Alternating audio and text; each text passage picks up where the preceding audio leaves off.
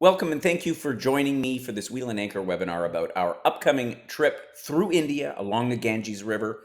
I'm really excited to share this one with you because I think it's something really special. It's a land of ancient faiths and sacred rivers and extraordinary cultural depth that I think will absolutely captivate you. So, over the next 30 minutes or so, I'm going to walk you through our full itinerary day by day, highlighting the spiritual landmarks, the village encounters, and all those immersive moments that we've got planned that make this one of our most enriching adventures. The trip starts off in Kolkata, the once known as Calcutta, and it was, of course, at one time the capital of British India. And this vibrant city has really a mix of colonial architecture along with modern day India, and it blends in the most incredible ways. In Kolkata, after a couple of days, we'll board our private riverboat for our 14-night cruise along the Hooghly and Ganges rivers. And I have to tell you, this is again not a typical river cruise. So put your thoughts of river cruises along the Danube or the Rhine aside. We're talking about passing through the regions of West Bengal, Bihar, visiting temple towns like Kalna, artisan villages like Matiari, and the former Mughal capitals like Murshidabad that most travelers just simply don't get to see. The river itself is our window into daily life in eastern India. It's slow, it's reflective, and it's deeply human. After we disembark, we're going to travel overland for a few days to Bodh Gaya, one of the most sacred sites in Buddhism, and then on to Varanasi, the spiritual heart of India, where we'll experience sunrise on the Ganges and evening ceremonies that will stay with you forever. Now, if you've joined one of our webinars before, feel free to skip ahead using the time markers that are just underneath this video. But if you're new to Wheel and Anchor, stick around for the next couple of slides where I'll share with you who we are and what makes our approach to travel different. So let me share with you a little bit about what makes us different from other tour companies, because we're not just another tour company. In fact, we're a community of Canadian travelers who believe that the most meaningful experiences happen when you go beyond the surface. Now, if you're watching this, you probably have a travel bucket list somewhere. Everybody does, admit it. I certainly do. But here's what I've learned after spending 3 decades in travel and traveling through that whole time. The real magic often lies just beyond the must see places. It's discovering a street food vendor that you wouldn't normally stop at, or riding a local bus with no particular destination in mind, just to feel like what it is, what it's like to live there. But perhaps most importantly, it's about who you're sharing these experiences with. There's something uniquely comforting about exploring with fellow Canadians, people who just get you, who speak your language literally and figuratively, and who often become lifelong friends rather than just fellow travelers. So, if you value good conversation and a shared laugh in some surprising places, and you want the freedom to both connect authentically as well as being able to explore independently, you might just have found your travel home with us. Now, the philosophy that we have developed for our members centers on two primary goals: being well traveled and well connected.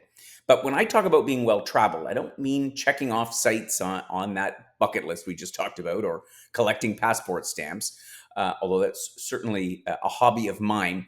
But it is about embracing what I call the curious wanderer's mindset, the ability to slow down, observe closely, and let a place speak to you in its own rhythm. In India, that, for example, that might mean sitting quietly beneath the Bodhi tree in Bodh Gaya, where the Buddha found enlightenment, or drifting along the Ganges at sunrise in Varanasi, watching the city awaken with prayers and flickering lamps. Yes, of course, we're going to visit incredible highlights: the sacred ghats of Varanasi, the Madhabodhi temple, the palaces of Murshidabad. But you'll also encounter India in its quieter forms, in the daily rituals, in the riverside conversations, and in the warm hands of the people who welcome us. Being well connected, is where we truly differ from conventional tour operators, though, because we create opportunities for you to do some unique things along the way, like learning traditional cooking from local families, or engaging with artisans who are preserving centuries old techniques, and sharing stories with locals who are just as curious about Canada as we are about India. Together, these create what we call this creates the Wheel and Anchor transformation. It's returning home with more than just souvenirs. It's having perspectives that will enrich your daily life and friendships that continue inspiring you long after your luggage is unpacked. Now, let me tell you a little bit about who we are at Wheel and Anchor. And I'll start off with myself. My name is Gordon Dreger. I'm the founder of Wheel and Anchor, and I've been organizing trips for Canadians for the better part of 35 years to just about all parts of the globe. Now, I couldn't do all of this and deliver on all these promises I talked about alone. We have a very dedicated team of people to ensuring that we create some of the best experiences for our members. But the most important person for you to know about is Paula Zarnick. She's here just to my right, to your right. And when you drop us a note or give us a call, Paula will most likely be your first contact, making sure that your questions get answered and helping you decide if this trip, like any of our trips, if it's right for you. So, how this webinar works is pretty straightforward because I'm going to be your virtual guide. I'm going to take you on a little journey following this itinerary through India in order for you to get an idea of what to expect from this incredible nauticals style of trip. I'll start off with a geographical overview with the map, and then I'll walk you through some of the highlights of each day of the adventure. Now, if you're not sure what our nauticals trips are, this kind of trip is all about exploring the world from the water, most often on yachts or riverboats like the one here. But we also have other classic vessels that are often chartered exclusively for Wheel and Anchor. Again, that is the case here. The ship that we're talking about is chartered exclusively for us, for our members. And this creates an intimate, almost a club-like atmosphere and allows us to reach places on these vessels that larger ships simply can't get to. And whether it's sailing along these storied rivers like the Ganges or anchoring in quiet coves, nautical trips blend comfort, discovery, and camaraderie for a unique perspective on each destination, making the journey itself as memorable as the places that we visit. So let's get our bearings before we dive into the day-by-day details. And I want to show you the map to give you an idea of where we're talking about. If you look at the inset, we're talking about this eastern part of India, the states of West Bengal, Bihar, Uttar Pradesh. And this trip takes us across one of the world's oldest and most spiritually resonant regions, following the sacred Ganges River from the colonial elegance of Kolkata to the sacred Ghats of Varanasi. It's a journey where layers of culture, devotion, and daily life converge along the banks of a river that is both a lifeline as well as a legend. We'll start off in Kolkata, used to be called Calcutta, once the jewel of the British Raj, and now a vibrant city of contrast where colonial buildings stand beside buzzing markets and modern art spaces. After a couple of days exploring the city, we'll board our private riverboat and begin a 2-week cruise upriver. Our route is going to take us through West Bengal and into Bihar, as I mentioned, with stops in places like Kalna, known for its exquisite terracotta temples, Murshidabad, which is a former Mughal capital filled with palaces and mosques. And we're also going to visit some riverside villages along the way, like Matiari, famed for its brasswork, Baranagar, a quiet town with its miniature temples and mango orchards. We'll pass through the Farakka barrage, cross into the main channel of the Ganges, and sail past towns like Rajmahal, Bhagalpur, and Munger, all offering their own piece of India's layered story, from Jain shrines and Mughal forts to silk weaving workshops and yoga schools. No shortage of those in this part of India. The river journey will end in Patna, and from there we'll travel by road down to Nalanda, home of the ancient world's greatest centers of learning, and onward to Bodh Gaya, where the Buddha is said to have attained enlightenment beneath the Bodhi tree. This will be one of the many highlights on this trip. And our final chapter will bring us by train into Varanasi, India's spiritual heart, where dawn rituals, evening aarti ceremonies, and centuries of devotion unfold in full color along the Ghats. It's here, among fire, incense, and flowing water, that we will conclude our journey through India. So without further ado, let's dive into the day-by-day details of this Explore India on the Ganges program. So, starting with day one, arrival day, we begin in Kolkata, which, again, was once the glittering capital of British India, and it's one of the country's most soulful and thought-provoking cities. Now, we can't fly directly to Kolkata from Canada, but there are many one-stop options depending on where you're originating from. When we arrive, we'll be met at the airport and transferred by a private vehicle to the hotel. And in the evening, we'll probably have an informal get together, usually a cocktail or two. It's a chance to meet fellow travelers and ease into the journey ahead. Kolkata is a city that doesn't try to dazzle, it just invites you to look deeper. There's grand colonial facades that line these chaotic avenues. Hand painted signs still hang beside the high rises. And of course, you've got rickshaws, trams, and chai stalls all coexisting in a rhythm that's all of their own. It's a city of poets and philosophers and revolutionaries, a place where ideas have always mattered. This is the hometown of Rabindranath Tagore, the first non European Nobel laureate in literature. And it's a cradle of art, activism, and devotion. There's no better place to begin a journey like this, one that follows not just a river, but a current of culture, history, and meaning.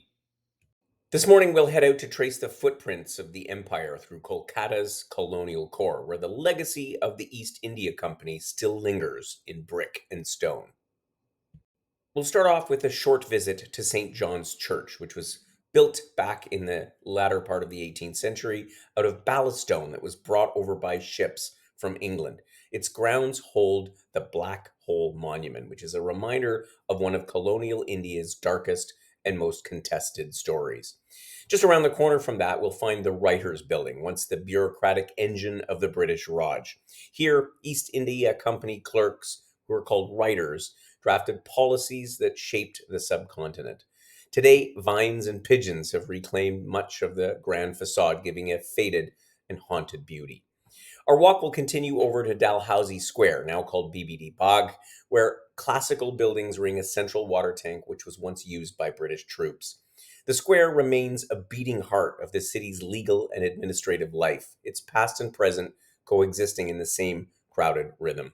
We'll be keeping an ear out for the clang of trams, a rare holdover from Kolkata's past, which are still in operation today, the only city in India in which they run. And for those who are still curious, there's an opportunity to visit the Indian Museum, founded back in the early part of the 19th century, and it offers a treasure trove of artifacts, from Buddha stupas to Mughal miniatures, and even an Egyptian mummy. It's a place where centuries of culture sit side by side, worn but alive, much like the city itself.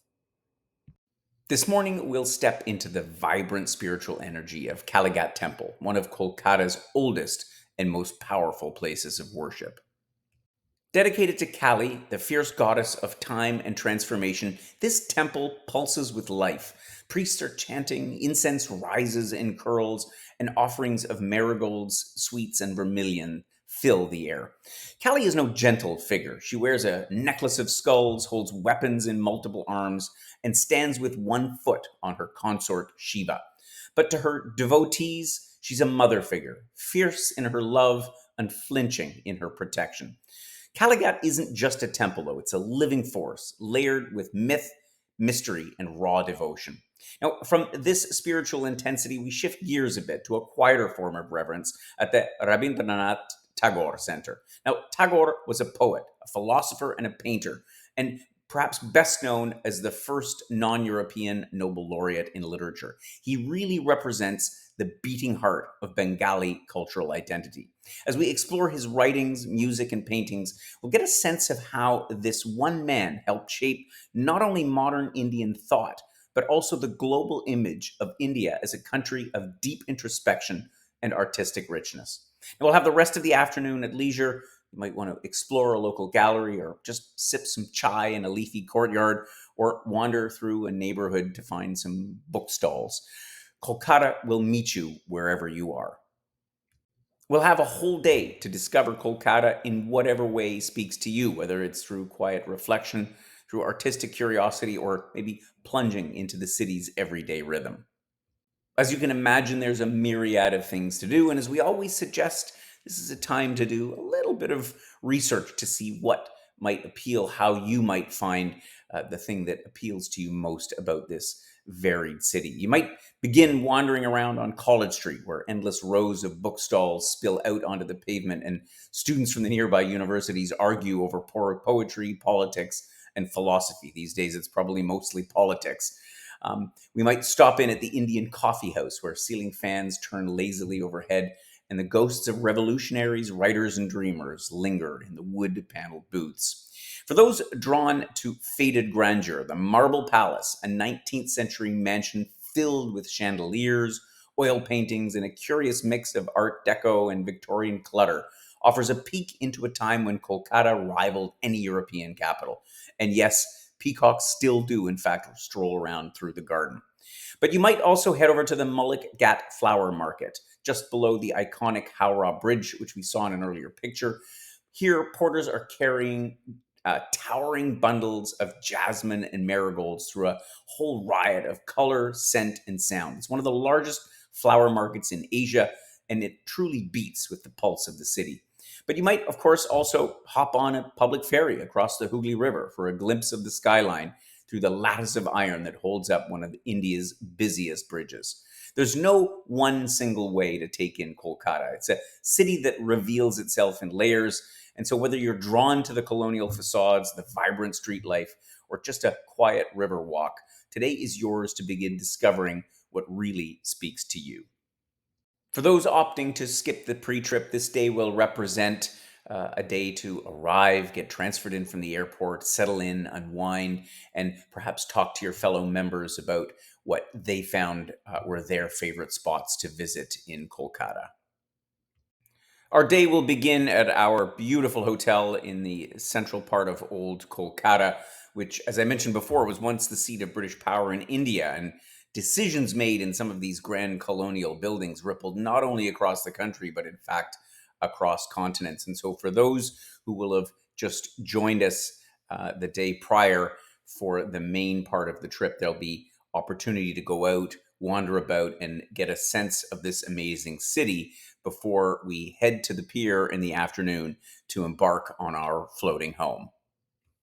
Now, let me introduce you to our floating home for the next 2 weeks of this journey, the RV Kala Panda. She is a beauty, launched back in 2014 and named after the original PS Kala, which was built literally 100 years prior.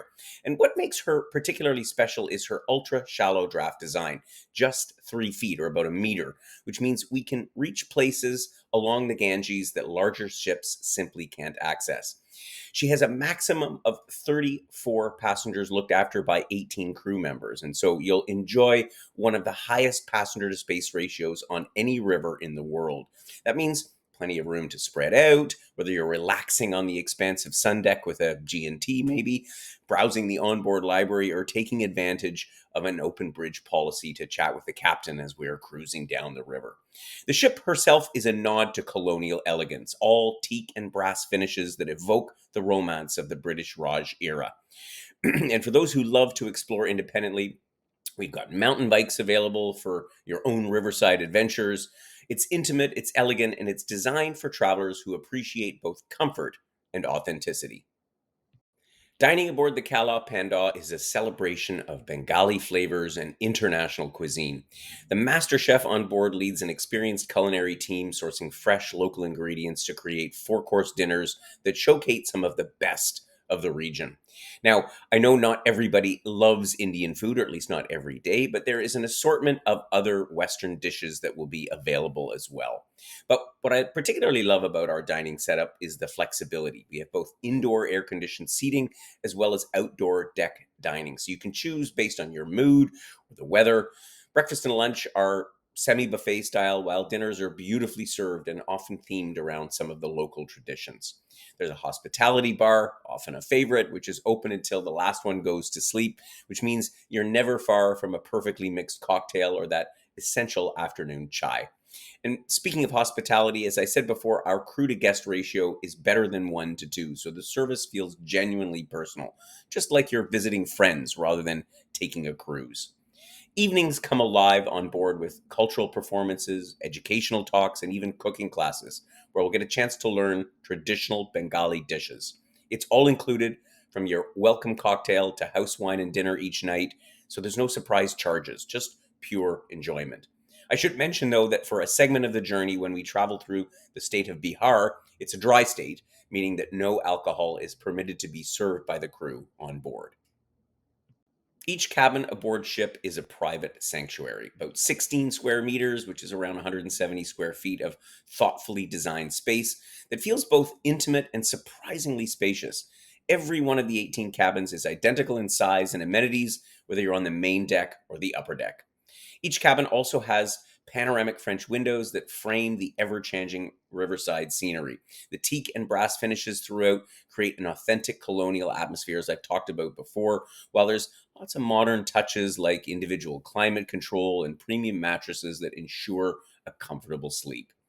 The ensuite bathroom comes complete with spa branded amenities, plush bathrobes, and slippers. We've thought of everything. There's unlimited bottled water and yoga mats for the morning practice that we're all going to do at 6 a.m. Just kidding. To generous storage space for all of the treasures that we might find in the villages along the way. There's a nightly turn down service, even, which gives it really that 5-star feel. 24-hour laundry service, which means you can focus on the experience and not the logistics. All of the rooms that we have, all the cabins can be configured either with twin beds or a queen bed, which means there's no worry about getting the room configuration that you need. They're all made with quality linens and duvets that make those early morning river sounds, the fishing boats, the temple bells, all feel like a gentle lullaby rather than an intrusion. This morning we arrive in Chandernagore, a town with an unusual colonial past. Unlike a lot of the region which fell under British rule, this quiet stretch of riverbank remained French territory all the way up until 1950. The influence still lingers in its architecture, its street names, and even in the lilt of the local Bengali that's spoken here. We'll begin the day after a leisurely breakfast with a walk along the Strand, a tree shaded promenade that curves gracefully along the river. Once a favorite haunt of French officials and merchants, it's now a peaceful place where locals stroll and school children play cricket in the shadow of colonial facades. We'll have a chance to step inside the Sacred Heart Church, first built back in the 18th century and was later designed in the 1880s. Its stained glass windows and soft light offer a quiet moment of reflection in a place where two cultures once knelt side by side. Our visit will also include a stop at the Dupleixis House, a former resident of the Governor General of French India. Now it's a modest museum, displays relics of French period furniture, portraits, and personal objects that hint at lives lived between continents.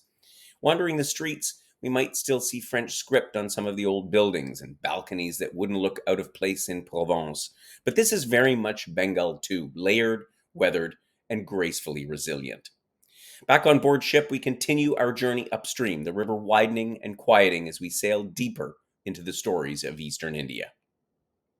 This morning, we'll pull in at Kalna, a small riverside town that quietly holds one of Bengal's most exquisite collections of temple architecture. This is known as the Temple City because Kalna was once a favored seat of the Maharajas of Bardhaman, whose devotion and patronage gave rise to an extraordinary legacy of sacred art, all built in terracotta. We'll make our way into town toward the Rajbari temple complex, where 18th century temples emerge in rich, sun-baked hues. Their walls are alive with detail, scenes from the Ramayana, glimpses of everyday village life, and depictions of sacred rituals, all delicately carved into terracotta panels that seem to breathe history. We'll also have a chance to visit the extraordinary Naba Kailash temple, where 108 miniature shrines to Shiva are arranged in two concentric circles, 74 on the outer ring, 34 on the inner, like a sacred rosary rendered in stone. Pilgrims traditionally walk these rings in meditative circumambulation, invoking the energy of each shrine as they go. It's a day of textures and symbols, of devotion built into geometry and storytelling echoed into the very earth. Today we'll step into the village of Mayapur, a place that feels at once ancient and futuristic, a temple town that hums with devotion, color, and a distinctly global pulse. The city is situated at the confluence of the Ganges and Jalangi rivers. Mayapur is the spiritual headquarters of the International Society for Krishna Consciousness, or ISKCON, a movement founded in New York in the 1960s that has since grown into a global spiritual community. At its heart stands the Temple of the Vedic Planetarium, a monumental structure still under construction but already awe-inspiring in scale. It's designed to rival the great religious landmarks of the world. Its massive blue dome will be among the largest in the world once it's finally completed. Walking through Mayapur, you'll encounter pilgrims from around the world, saffron-robed monks, and vibrant street scenes where devotional chants echo through flower-strewn courtyards. We'll explore the lively bazaar, where we'll find garlands, prayer beads, sweets, illustrated texts, and handcrafted items, all infused with spiritual intention. Whether you're drawn to the spectacle, the philosophy, or simply the human energy of the place, Mayapur is a testament to how ancient faith traditions continue to evolve, expand, and surprise. Later on, we'll head back to the ship to the peaceful rhythm of the river, our embarkation gently drifting away from the spectacle and back toward the quiet waters of the Ganges. This morning, we'll arrive into Matiari, a riverside village where the clang of metal on stone has echoed for generations. Renowned for its brass craftsmanship, Matiari is just one of those places where tradition isn't performed for visitors. It just goes on as it always has. We'll find artisans sitting in open courtyards or along sunlit lanes, shaping sheets of brass into gleaming water pots and prayer vessels and ritual plates. And they use a little more than hand tools, muscle memory, and inherited technique. The rhythmic tap of the hammers, the heat of the polisher's flames, and the shimmer of the finished work catching the light, it's an art form that feels as alive as the river beside it. We'll then head over and make a brief stop at a site of deep historical consequence, the battlefield of Plassey. It was here, back in the middle of the 18th century, that the forces of Robert Clive, representing the British East India Company, defeated the ruler of Bengal in a battle that forever altered the course of Indian history. This quiet patch of land, dotted with stone markers and memorial plaques, marks the beginning of British political control in India. Today we'll arrive into Murshidabad, a city that once stood at the crossroads of trade, power, and empire. In the 18th century, this was the capital of Bengal's Nawabs, or effectively the viceroys. It's a world of silk, finance, and intrigue, as well as astonishing architectural ambition. We'll begin our day at Kushbak, a serene Mughal-style garden tucked beside the river. Beneath the shade of ancient mango trees lies the tomb of Siraj-ud-Dawla, the last independent Nawab of Bengal, whose defeat at Plassey shifted the future of the subcontinent. The garden is enclosed by low brick walls and holds quiet echoes of a fallen dynasty. From there, we'll head over to the imposing Hazardwari Palace, the Palace of 1,000 Doors. It was built in the early 19th century by a British architect in neoclassical style, and the palace was designed to impress, confuse, and intimidate with its labyrinth of doors, many of them false. Inside, its halls house an eclectic mix of portraits, weaponry, chandeliers, and porcelain, reflecting the fusion of the Mughal opulence and the colonial order. From there, we'll head over to the Katra Mosque, a massive structure built in the early 18th century with twin minarets and a prayer hall once large enough for 2,000 worshippers. Although weathered by time, it still stands as a striking symbol of Islamic Bengal, and we have to remember that to this day, almost a third of Bengalis are still Muslims. We'll also stop at Katgola Palace, perhaps the most unexpected treasure of the day. It was built by wealthy Jain merchants, and it's a striking blend of Georgian architecture and Bengali craftsmanship. Mirrored walls, carved wood panels, and imported chandeliers, these merchants were key players in regional trade and politics. Today, we'll enter the gentler heart of rural Bengal, a world of mustard yellow fields, flowering mango trees, and riverbend villages where time slows to a near whisper.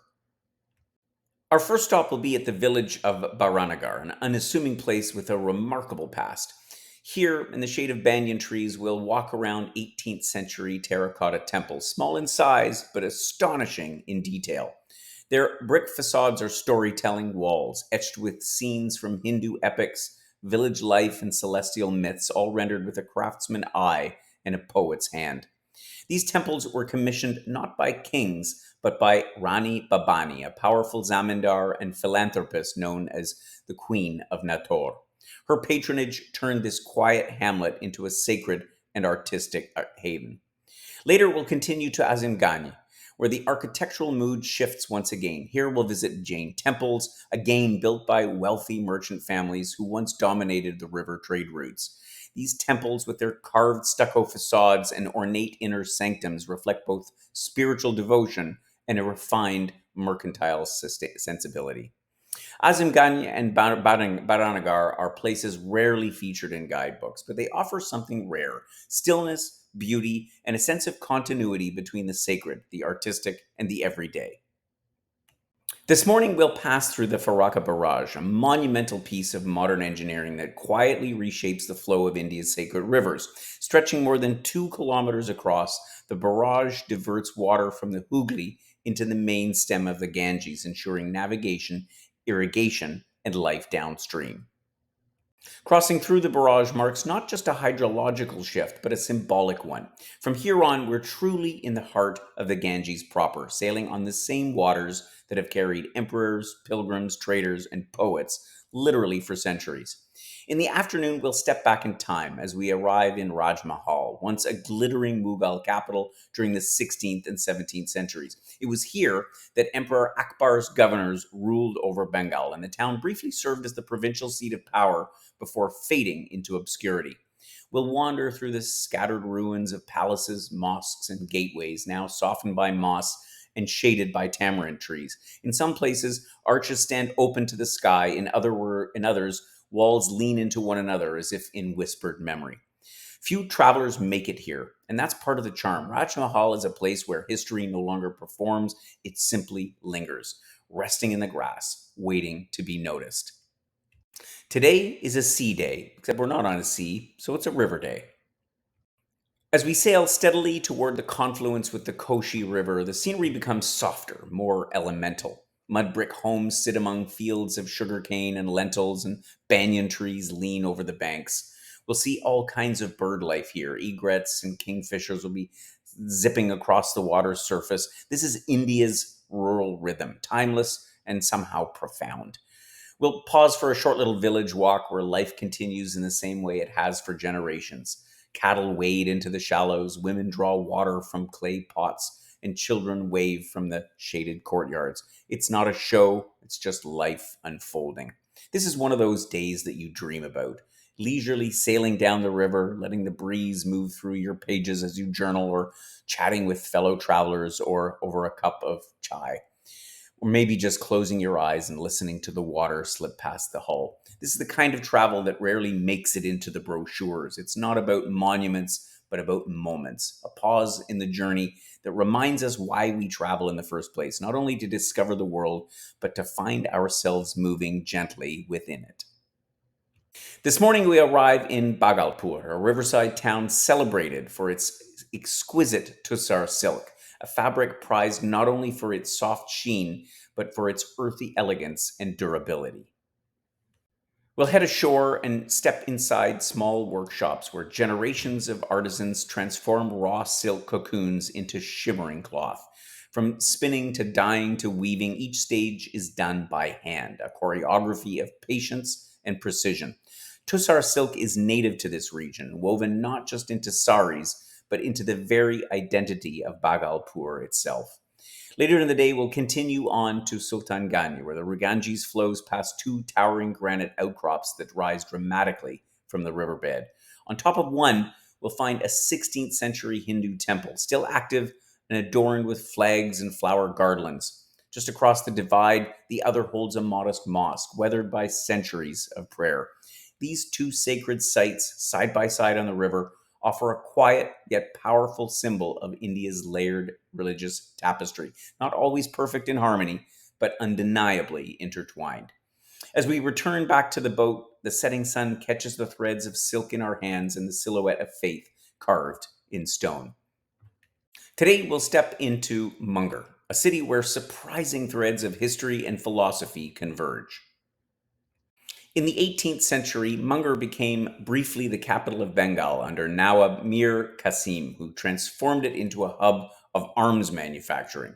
The remnants of this martial past are still visible. The Mughal fort, perched above the river with commanding views, and the East India Company cemetery, where time has worn down once grand memorials, now sheltered under the banyan trees.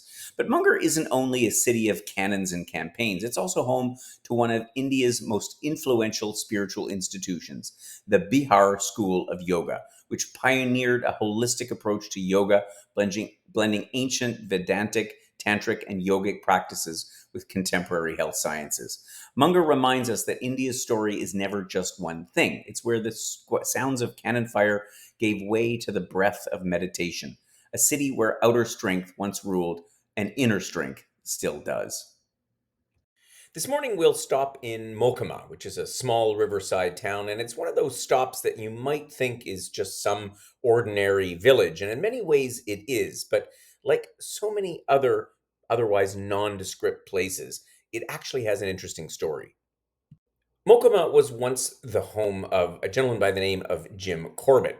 You might not be familiar with him, but he's actually quite famous in India because he was once a very well known British Indian tiger hunter.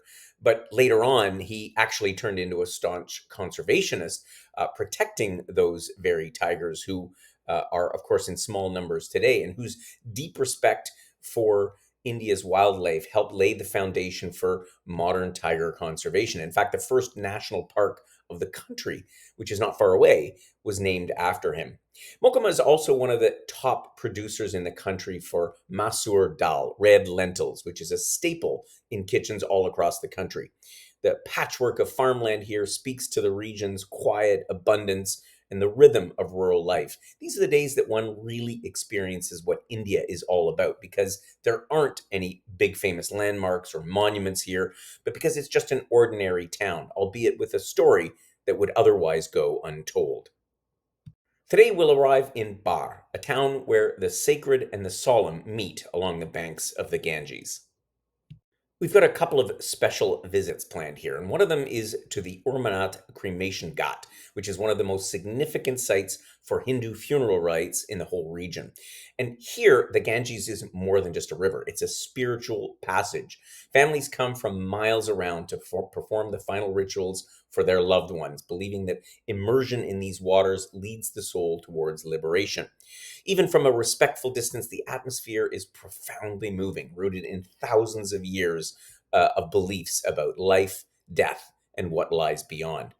We'll also have a chance to visit this Alakna temple, a revered local shrine that draws pilgrims all year round. It's modest in size, but quite rich in tradition and stands as a reminder of how deeply that faith is woven into the rhythms of everyday life in this part of India.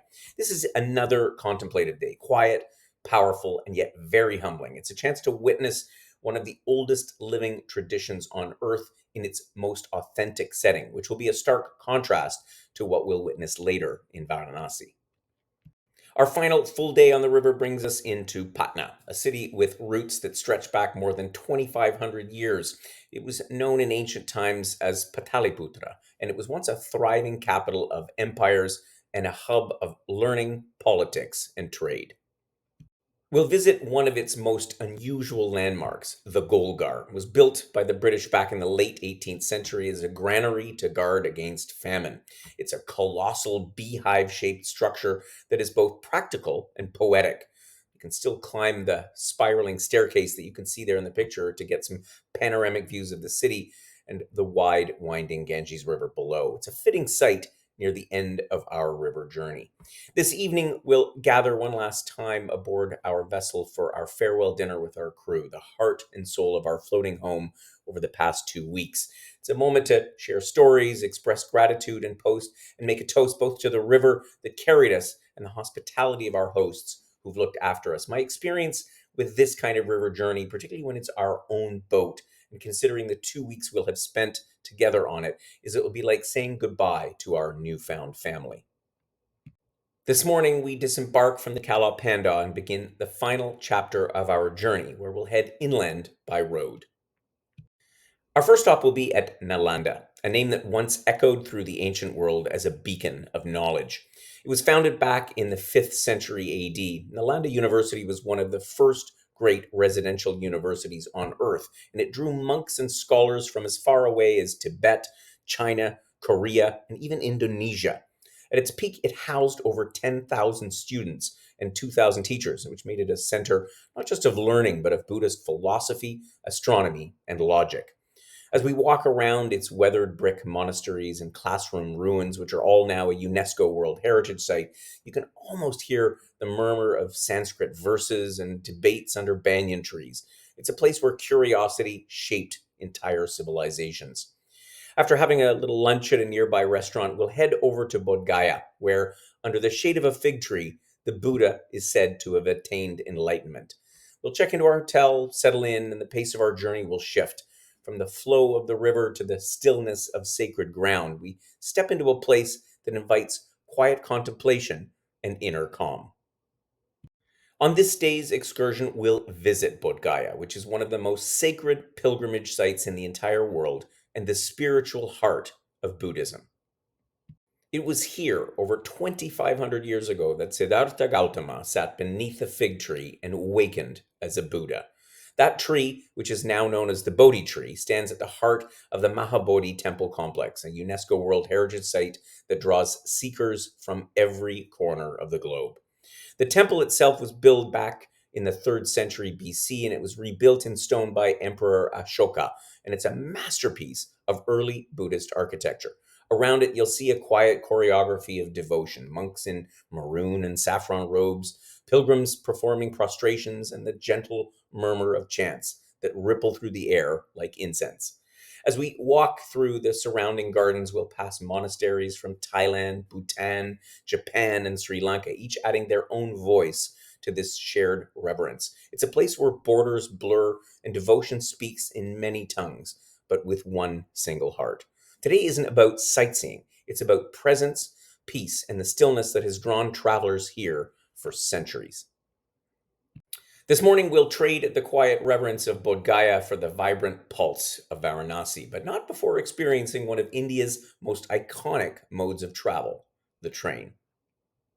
As we board our carriage and know we won't have to sit on the roof, we'll begin the 3 hour journey. We'll witness the shifting rhythms of rural life, fields dotted with grazing cattle, women in bright saris tending crops, and children waving from village platforms. Trains in India aren't just transportation, they're really a moving portrait of the country itself.